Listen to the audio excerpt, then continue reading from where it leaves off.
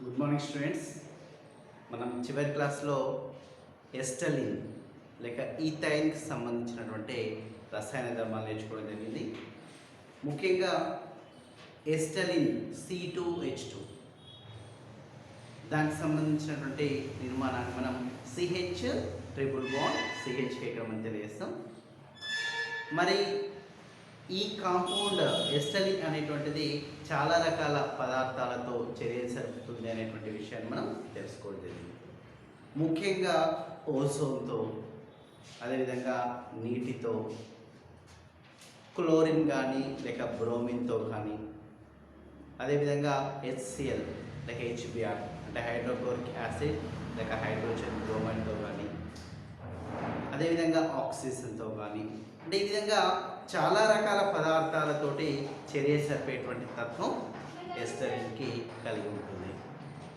So మరి ఈరోజు మనం ఇంకా మిగిలిన రసాయన ధర్మాలకు సంబంధించినటువంటి విషయాలను మనం చెప్పుకుందాం. సో ఏంటి మరి మిగిలిన రసాయన ధర్మాలు అంటే చూడండి, ఇక్కడ టోలెన్స్ కారకం. మరి టోలెన్స్ కారకం అంటే ఏంటి? ఓకే, టోలెన్స్ కారకం అంటే ఏంటి చూడండి. ఇక్కడ టోలెన్స్ కారకము అంటే ఏంటంటే అమోనికల్ సిల్వర్ నైట్రేట్ ద్రావణాన్ని, ఓకే, అమోనికల్ సిల్వర్ నైట్రేట్ ద్రావణాన్ని టోలెన్స్ కారకము అని. ఓకేనమ్మా, ఏంటండి ఇక్కడ టోలెన్స్ కారకము అంటే అర్థం ఏంటండి? అమోనికల్ సిల్వర్ నైట్రేట్ ద్రావణాన్ని టోలెన్స్ కారకంగా ఇక్కడ మనం చెప్తాం. మరి ఏంటి అసలు టోలెన్స్ కారకం? ఇక్కడ రెండు పదార్థాల యొక్క మిశ్రమం. ఓకే, ఏంటి ఆ రెండు పదార్థాలు అంటే ఒకటి AgNO3 అంటే సిల్వర్ నైట్రేట్ చెప్తాం. సిల్వర్ నైట్రేట్ చెప్తాం.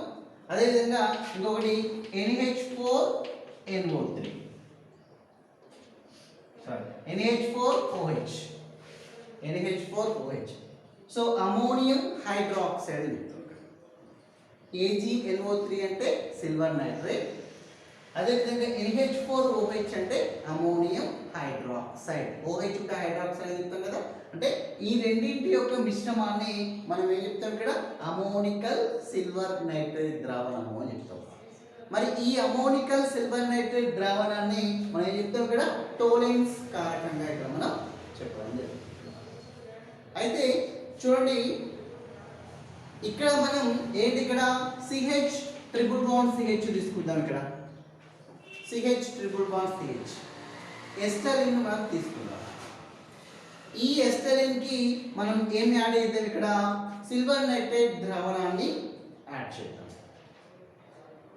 ఓకే, చూడండి, మనం ఇక్కడ ఎస్టలిన్ మనం తీసుకొని ఈ అమోనికల్ సిల్వర్ నైట్రేట్ ద్రావణాన్ని మనం యాడ్ చేద్దాం.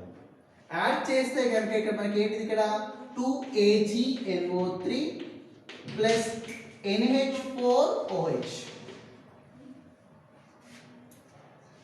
సిల్వర్ నైట్రేట్ అదేవిధంగా అమోనియం హైడ్రాక్సైడ్, ఈ రెండు కాంపౌండ్స్ని మనం దేనికి యాడ్ చేసినాం? ఎస్టలిన్కి యాడ్ చేసినాం. ఎస్టలిన్కి కనుక యాడ్ చేసి చర్య జరిపితే ఈ చర్యలో మనకి ఏర్పడేటువంటి కాంపౌండ్ ఏంటి అంటే చూడండి, ఇక్కడ కార్బన్ ఉంది కదా, ఇక్కడ హైడ్రోజన్ ఈ రెండు మనకి లాస్ అవుతాయి. ఈ హైడ్రోజన్ ప్లేస్లో మనకి ఏది అటాచ్ అవుతుందండి? సిల్వర్ అటాచ్ అవుతుందండి ఇక్కడ. ఓకేనా, చూడండి, ఒక హైడ్రోజన్ రెండు హైడ్రోజన్స్ కదా, ఈ రెండు హైడ్రోజన్స్ ప్లేస్లో రెండు సిల్వర్ ఆటమ్స్ అనేటువంటివి వచ్చి యాడ్ అవుతాయి. అంటే అక్కడ ఏమవుతుంది? ఇక్కడ AG bond carbon triple bond carbon bond AG అవుతుందండి. ఓకే, ఇక్కడ అర్థమైంది ఒకసారి చూడండి జాగ్రత్తగా. ఇక మనకి ఈ హైడ్రోజన్ అనేటువంటిది ఇక్కడ లాస్ అయ్యి ఈ హైడ్రోజన్ ప్లేస్లో ఏది అటాచ్ అవుతుందండి? సిల్వర్ అటాచ్ అవుతుంది. Okay, so AG bond carbon triple bond carbon bond AG, దీనిని మనం ఇక్కడ ఏం చెప్తామంటే సిల్వర్ ఎసిటైల్ లైడ్గా ఇక్కడ మనం చెప్తాం. సిల్వర్ ఎసిటైలైడ్, సిల్వర్ ఎసిటైలైడ్ గా ఇక్కడ మనం చెప్పడం జరుగుతుంది. మరి ఇంకా మనకి ఏర్పరిచేటువంటి కాంపౌండ్ ఏంటి అంటే చూడండి 2NH4, okay 2NH4 2NO3, 2NH4 2NO3, 2NH4 NO3. Understand? Okay, so overall it is ammonium nitrate. Ammonium nitrate. What is the formula of ammonium? Ammonium nitrate. So మనకి ఈ విధంగా 2NH4 అదే విధంగా 2NO3 అంటే NH4NO3 అనేటువంటి ఏర్పడుతుంది. ఇంకా దీంట్లో మనకి ఏ కాంపౌండ్ ఏర్పడుతుంది అంటే నీరు అనేటువంటి ఏర్పడుతుంది. ఓకే, సో రిమైనింగ్ మనకి ఇక్కడ 2OH ఏముంటుందంటే ఇక్కడ 2OH అదేవిధంగా దీంట్లో ఉండేటువంటి 2 హైడ్రోజన్స్, ఓకే 2H.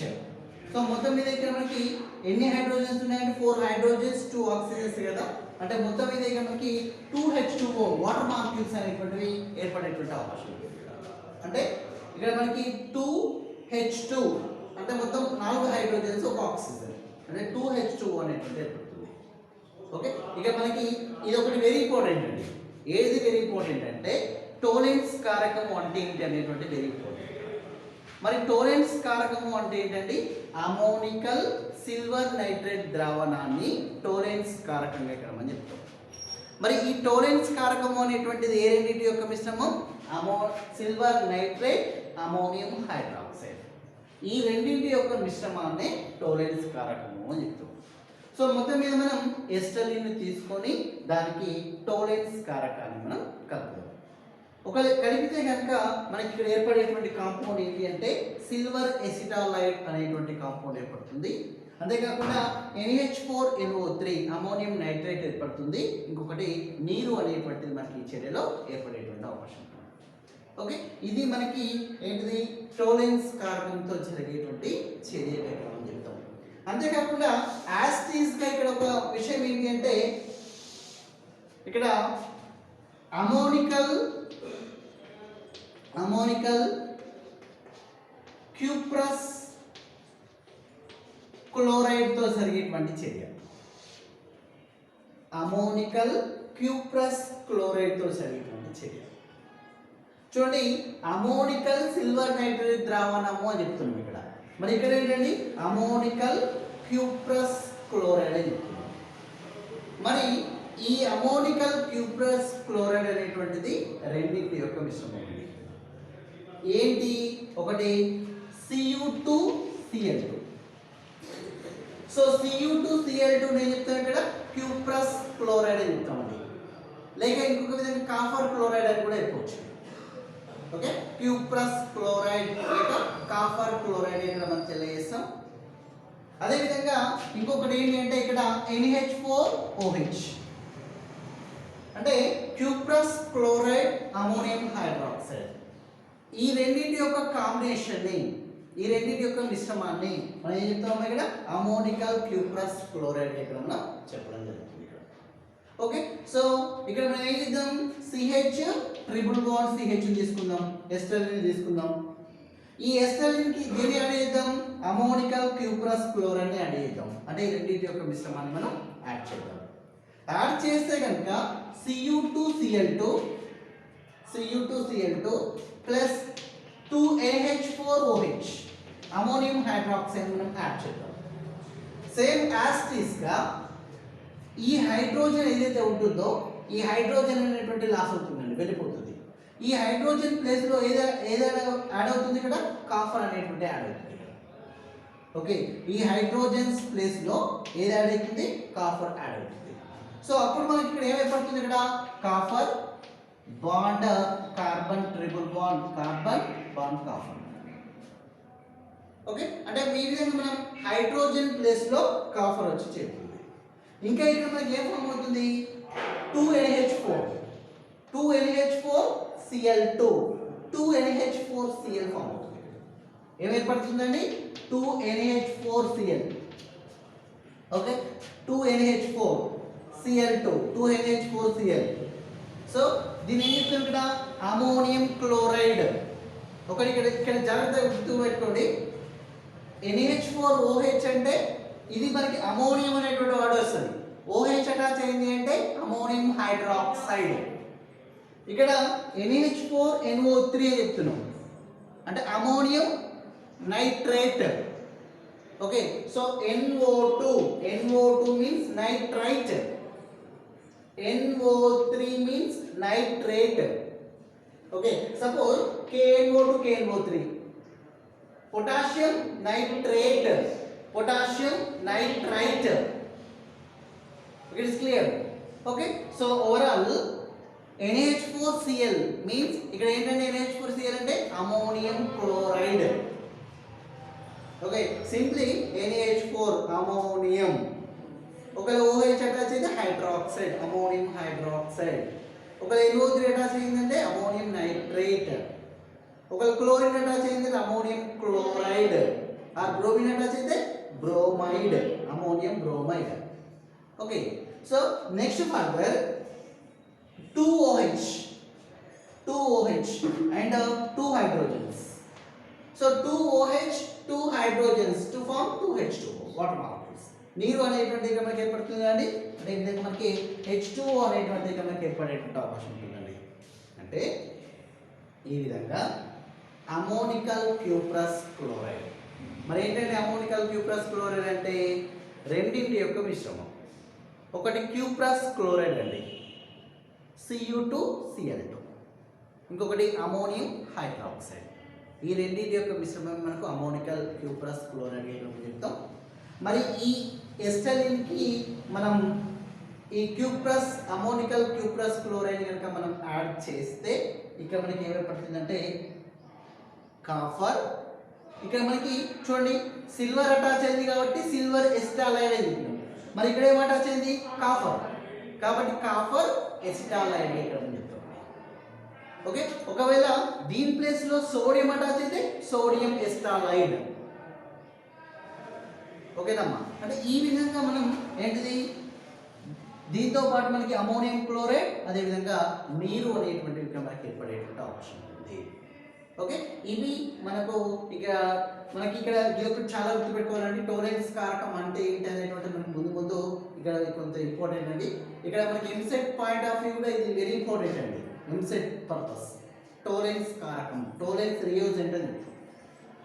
ఓకే, ఇది మనకి ఏది ఎస్ఎల్కి సంబంధించినటువంటి రసాయన ధర్మాలు ఇక్కడ మనం చెప్పడం జరుగుతుంది. ఓకే, సో తర్వాత మనం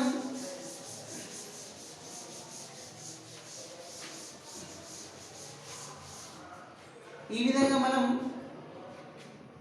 ముఖ్యంగా ఈథేన్, ఈథీన్, ఈథైన్ ఈ మూడింటికి సంబంధించినటువంటి తయారీ అదేవిధంగా రసాయన ధర్మాలు మనం నేర్చుకోవడం జరిగింది. మరి దీంట్లో మనం వీటికి సంబంధించినటువంటి నిర్మాణాలు ఏంటో చూద్దాం. అంటే వీటికి సంబంధించి అంటే ముఖ్యంగా ఇక్కడ CH4 అంటే ఏంటంటే మీథేన్ అని చెప్తాం, మీథేన్. అదేవిధంగా C2H6 ఈథేన్, అదేవిధంగా C2H4 ఈథీన్, అదేవిధంగా C2H2 ఎస్టలిన్ లేక ఈథాయిన్. వీటికి సంబంధించినటువంటి నిర్మాణం, దానికి సంబంధించినటువంటి సంకరీకరణం ఏంటో, సంకరీకరణం అంటే హైబ్రిడేషన్ అంటామండి, హైబ్రిడేషన్. మరి హైబ్రిడేషన్ మనం ఎట్లా చెప్తాం, దానికి సంబంధించినటువంటి ఇన్ఫర్మేషన్తో చూద్దాం. ఓకే, చూడండి ముందుగా మనం మీథేన్కి సంబంధించినటువంటి నిర్మాణాన్ని మనం చూద్దాం. సో ఇక్కడ మనకి CH4 అంటే మనకి మీథేన్ ఇక్కడ మనం తెలియజేస్తాం. మరి దీంట్లో ఇక మనకి మధ్యస్థ పరమాణువు ఏంటి అంటే కార్బన్, అంటే సెంట్రల్ ఆటమ్ అని చెప్తాం. మిడిల్ సెంట్రల్గా ఏది ఉంటుంది అంటే మధ్యస్థంగా ఏది ఉంటుంది అంటే కార్బన్ ఉంటుందండి. ఈ కార్బన్కి ఏం అటాచ్ అయితే హైడ్రోజన్స్ అనేటువంటివి అటాచ్ అయితే ఇక్కడ. సరే, ఇక మనకి కార్బన్ సెంట్రల్ ఆటమ్ అంటే మధ్యస్థ పరమాణువు అని చెప్తున్నాం కదా. సో దీనికి సంబంధించినటువంటి అటామిక్ నెంబర్ అంటే పరమాణు సంఖ్య ఎంత అండి 6. ఓకే, అంతే కదండి. కార్బన్కి సంబంధించినటువంటి అటామిక్ నెంబర్ అంటే పరమాణు సంఖ్య ఎంత అండి 6.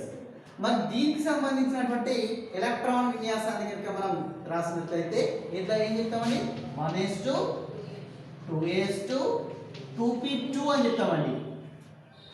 అంటే ఓవరాల్గా p ఆర్బిటల్లో ఎన్ని ఎలక్ట్రాన్లు ఉండాలండి 6 ఉండాలి కదా. ఓకే, కానీ ఇక్కడ మనకి టోటల్ 6 ఉన్నాయి కాబట్టి s ఆర్బిటాల్లో 2, 1s లో 2, 2s లో 2, తర్వాత 2p లోకి 2 ఎలక్ట్రాన్లు అనేటువంటి వెళ్ళాయి. అంటే ఈ విధంగా రాయడాన్ని ఇక్కడ మనం ఏం చెప్తామంటే భూస్థాయి అని చెప్తామండి. భూస్థాయి అంటే ఇక్కడ ఇంగ్లీష్లో వచ్చేసి గ్రౌండ్ స్టేట్ అని చెప్తాం. భూస్థాయి ఇక్కడ మనం తెలియజేస్తాం. సరే, ఈ భూస్థాయికి సంబంధించి కనుక ఇక్కడ మనం పరిశీలిస్తే దీన్ని 2s2 2p2 ఇక్కడ మనం ఏం చెప్తామంటే చివరి కక్ష లేక బాహ్య కక్ష, వ్యాలెన్సీ కక్ష అని చెప్తాం. ఓకే, అంటే సింపుల్గా మనం అవుటర్ షెల్ అని చెప్తామండి. ఓకే, వ్యాలెన్సీ షెల్ లేక బాహ్య కక్ష అని చెప్తాం. మరి చూడండి 2s2 2p2 కదా, ఇది చివరి కక్ష కదా. అంటే ఎట్లా మనకి సపోజ్ ఇది మనకి సెంట్రల్ అండి, అంటే కేంద్రకం అండి. ఈ కేంద్రకం చుట్టూ డిఫరెంట్ షెల్స్ అంటే ఆర్బిటల్స్ అనేటువంటి కలిగి ఉంటాయి కదా. మనకి ఇది ఫస్ట్ షెల్, ఇది ఫస్ట్ షెల్ అంటే ఇది మనకి ఫస్ట్, ఇది సెకండ్. అంటే దీనిలో మనకి ఫస్ట్ సెకండ్ రెండే ఉన్నాయి కాబట్టి ఇది చివరిది, ఇది చివరి కక్ష అని చెప్తారు ఇక్కడ, లేక బాహ్య కక్ష అని చెప్తారు. ఓకే, మొత్తం మీద మనకి 2s2 2p2 అనేటువంటిది చివరి కక్ష యొక్క బాహ్య కక్ష అని చెప్తారు. సరే, దీనికి సంబంధించిన ఎలక్ట్రాన్ చూడండి 2s2 అని రాస్తున్నాయి ఇక్కడ 2s2a. ఓకే, మరి ఇక్కడ 2p2 అని చెప్తున్నా కదా. 2p2 అంటే p ఆర్బిటాల్ ఎన్ని సబ్షెల్స్ అంటే ఉప ఆర్బిటాల్ కలిగి ఉంటుందండి 3. ఒకటి px అండి, py అండి, pz. ఓకే, అంటే p ఆర్బిటాల్ ఈ విధంగా px py pz ని కలిగి ఉంటుంది.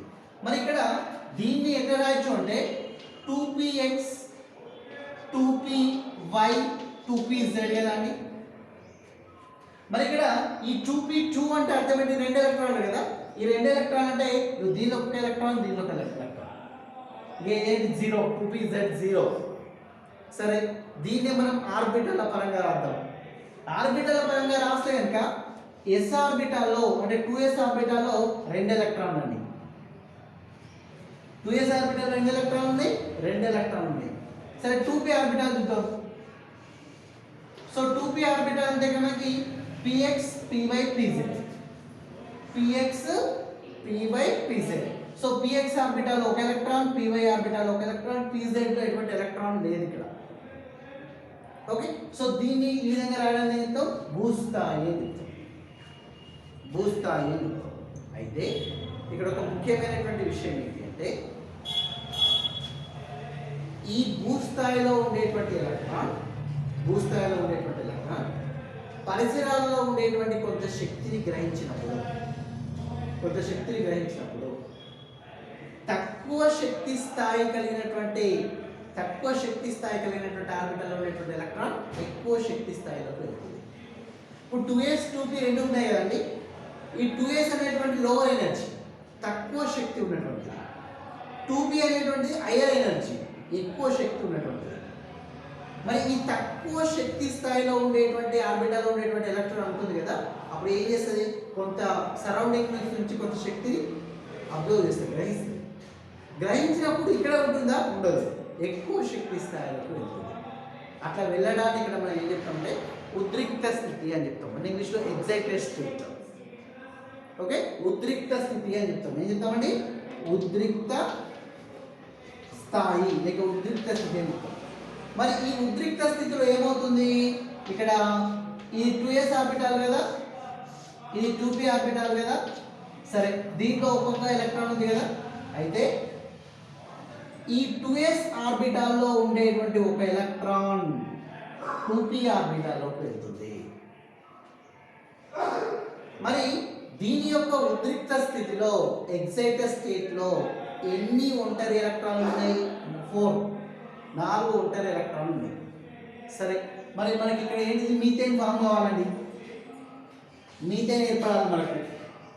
మరి ఈ మీథేన్లో ఎన్ని హైడ్రోజన్స్ ఉన్నాయి, 4 హైడ్రోజన్స్ ఉన్నాయి, అంతేనా. ప్రతి హైడ్రోజన్ ఒక సింగిల్ ఎలక్ట్రాన్ కలిగి ఉంటుందండి. ఒక ఒంటరి ఎలక్ట్రాన్ కలిగి ఉంటుంది. ఎందుకో ఎన్ని పరమాణు సంఖ్య ఎంత అండి? 1. హైడ్రోజన్ 1. సో 1s1 అంటే ఇది మనకి 1s1 అంటే ఓన్లీ సింగిల్ ఎలక్ట్రాన్ కదా. అంటే ప్రతి హైడ్రోజన్ ఒక సింగిల్ ఎలక్ట్రాన్ కలిగి ఉంటుంది. 4 హైడ్రోజన్లు 4 సింగిల్ ఎలక్ట్రాన్ కలిగి ఉంటాయి. అర్థమైందమ్మా? ఓకే సరే. ఈ 4 సింగిల్ ఎలక్ట్రాన్లు కలిగినటువంటి హైడ్రోజన్లు 4 సింగిల్ ఎలక్ట్రాన్లు కలిగినటువంటి కార్బన్తో అటాచ్మెంట్ అనేటువంటిది ఏర్పడి, అంటే ఒక ఎలక్ట్రాన్ ఇక్కడికి వస్తుంది. 4 ఎలక్ట్రాన్లు కదా. ఒక హైడ్రోజన్ ఒకటి ఇందులోకి వస్తుంది, ఇంకొక హైడ్రోజన్, ఇంకొక హైడ్రోజన్, ఇంకొక హైడ్రోజన్.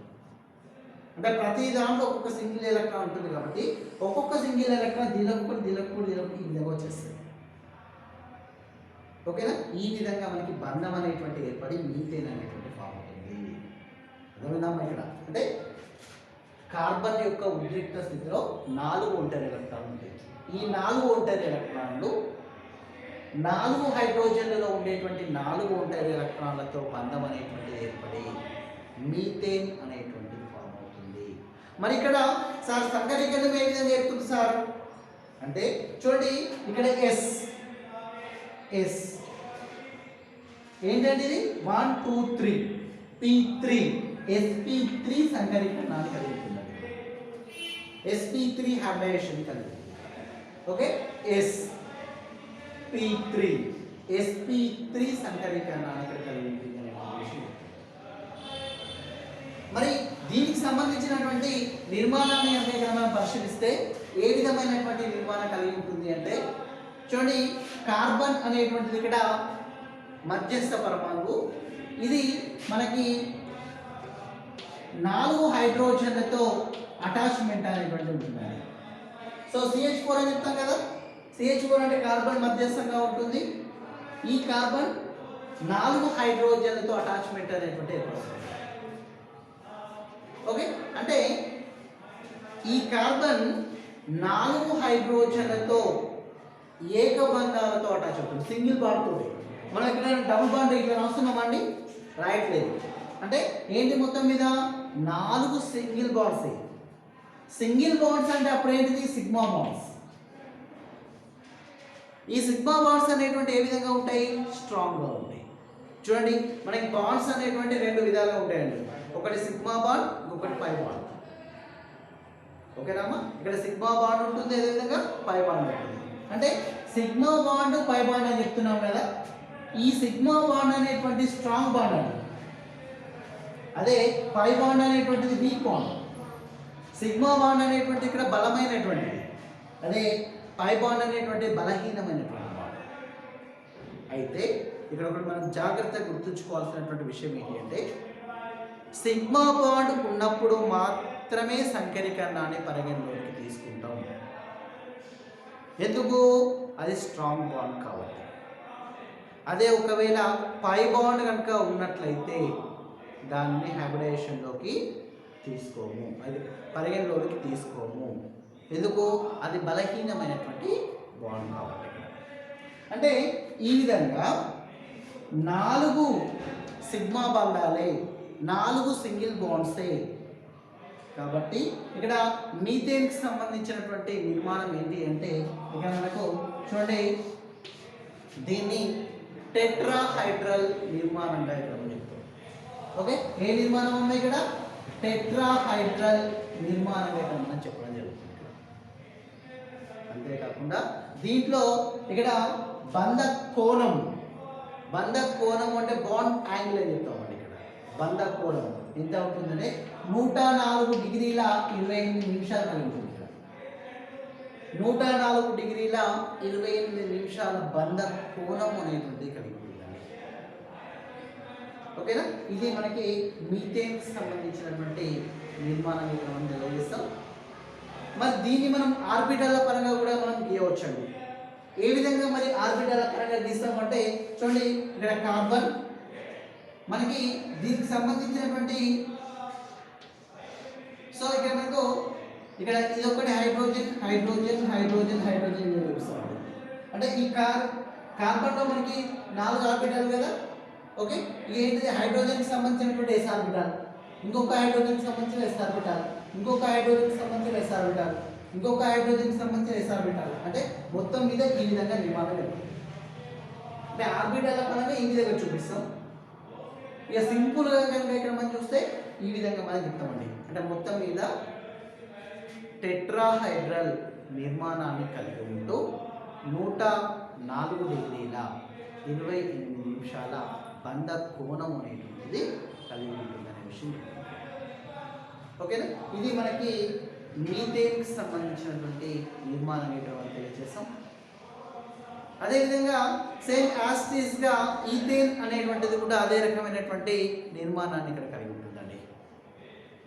ఓకేనా, ఈథేన్ అనేటువంటిది కూడా మనకి అదే రకమైనటువంటి నిర్మాణాన్ని కలిగి ఉంటుంది. మరి ఇక్కడ ఈథేన్ కనుక ఇక్కడ మనం పరిశీలిస్తే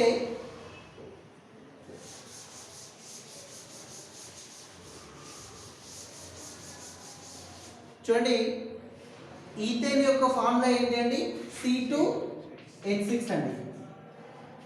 ఓకే, ఈథేన్ యొక్క ఫార్ములా C2H6 అని చెప్తాం. అంటే ఈథేన్ అని చెప్తాం. ఈథేన్ అంటే ఇక్కడ మనకి ఆల్కేన్ అంటే సింగిల్ బాండ్ కదా అండి, ఏకబంధం ఉంటుంది కదా. మరి ఇక్కడ ఎన్ని కార్బన్లు ఉన్నాయండి, 2 కార్బన్లు ఉన్నాయి. 2 కార్బన్లు ఉన్నాయి కాబట్టి కార్బన్ బాండ్ కార్బన్ అని చెప్తాం. మరి ఈ కార్బన్కి ఎన్ని బంధాలు ఉన్నాయి, ఒకటే. ఈ కార్బన్కి ఎన్ని బంధాలు ఉన్నాయి, ఒకటే. కాబట్టి మనం ఏం చెప్తాం ఇక్కడ బాండ్ హెచ్ ఎందుకో 4 బంధాలు ఉండాలి కార్బన్. అదేవిధంగా ఈ కార్బన్ చూసినా మనం ఆ విధంగా చెప్తాం. అంటే మొత్తం మీద మనకి ఇక్కడ ఏంటిది బాండ్ హెచ్.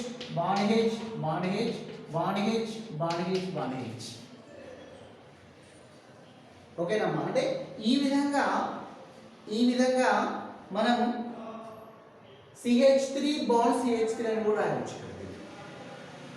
ఇది మనకి CH3 కదా, దీన్ని కూడా మనం CH3 అని అంటే CH3 బాండ్ CH3 చెప్తా ఉన్నాం. మరి ఇక్కడ ఈథేన్ అనేటువంటిది ఏ విధంగా ఫామ్ అవుతుంది చూద్దాం. చూడండి, మనం ప్రతి ఒక్క కార్బన్ 2 కార్బన్లు ఉన్నాయి. మనం ఒక కార్బన్ అబ్జర్వ్ చేద్దాం, ఒక కార్బన్ తీసుకుందాం. సో దీంట్లో కూడా 1s2 2s2 2p2 కదా. ఎందుకు 6 ఎలక్ట్రాన్లు ఉంటాయి కాబట్టి 2s2 2p2 అని చెప్తాం. ఇక్కడ కూడా s ఆర్బిటాల్లో 2 ఎలక్ట్రాన్లు, p ఆర్బిటాల్ విషయానికి వస్తే 1 1. దీన్ని మనం భూస్థాయి గ్రౌండ్ స్టేట్ అని చెప్తాం. మరి ఉద్రిక్త స్థితిలో ఏమవుతుంది, ఎగ్జైటెడ్ స్టేట్లో ఏమవుతుంది, ఒక ఎలక్ట్రాన్ దీనికి వచ్చేస్తుంది అనేటువంటి విషయం చెప్పుకున్నాం మనం. మరి ఇక్కడ ఒకటి అబ్జర్వ్ చేయండి, ఈ కార్బన్ మనం అబ్జర్వ్ చేద్దాం. ఈ కార్బన్లో 4 సింగిల్ ఎలక్ట్రాన్స్ ఉన్నాయి కదా, 4. అంటే ఈ హైడ్రోజన్లో ఉండేటువంటిది ఒకటి, ఈ హైడ్రోజన్లో ఉండేటువంటి ఒక ఎలక్ట్రాన్, ఈ హైడ్రోజన్లో ఉండేటువంటి ఒక ఎలక్ట్రాన్ అటాచ్మెంట్ అనేటువంటి ఏర్పడి ఇక మిగిలింది ఏంటి, ఇక్కడ ఇంకొక ఎలక్ట్రాన్ ఉంది కదా, ఈ ఎలక్ట్రాన్ కార్బన్లో ఉండేటువంటి ఎలక్ట్రాన్తో అటాచ్మెంట్ ఏర్పడుతుంది దీంట్లో. ఇప్పుడు దీంట్లో కూడా 4 ఉంటాయి. ఒకటి జాగ్రత్త వినండి, దీంట్లో 4 కదా, ఏ కార్బన్ అయినా మన అబ్జర్వేషన్ 4. సో మొత్తం మీద ఈ 4లో 1 2 3 ఇంకొక సింగిల్ ఎలక్ట్రాన్ ఉంటుంది. ఈ 4లో కూడా 1 2 3 ఇంకొక సింగిల్ ఎలక్ట్రాన్ ఉంటుంది. అంటే దీంట్లో ఉండేటువంటి సింగిల్ ఎలక్ట్రాన్, దీంట్లో ఉండేటువంటి సింగిల్ ఎలక్ట్రాన్ ఈ బాండ్ ఫామ్ అవుతుంది. ఓకేనా, అంటే ఈ విధంగా మనకి ఈథేన్ అనేటువంటిది మనకి ఫామ్ అవుతుంది. మరి ఆర్బిటాల పరంగా దీని యొక్క నిర్మాణాన్ని ఇక్కడ ఏ విధంగా రాస్తాము అంటే,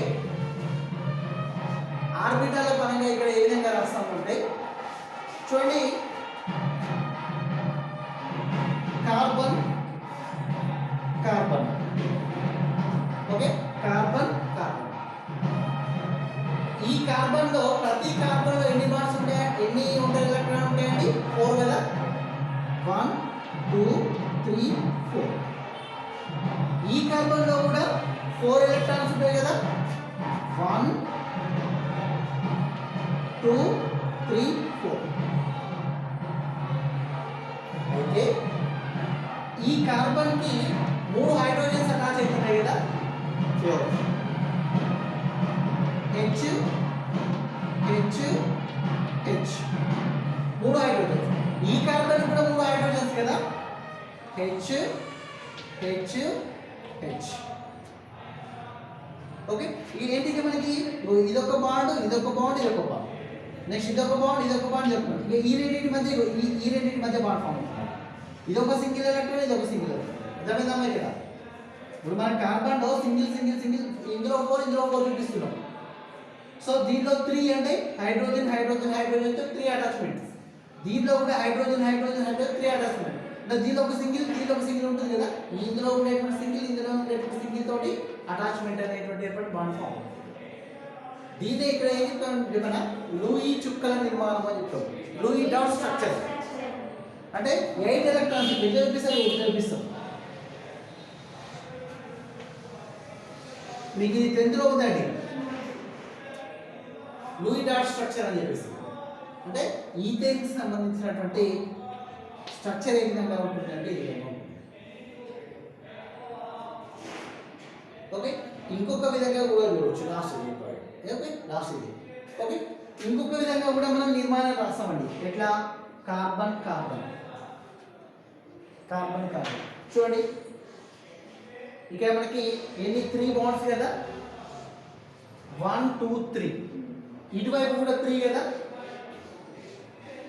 అంటే దీనికి హైడ్రోజన్ దీనికి హైడ్రోజన్ దీనికి hydrogen 3 hydrogens, H H H.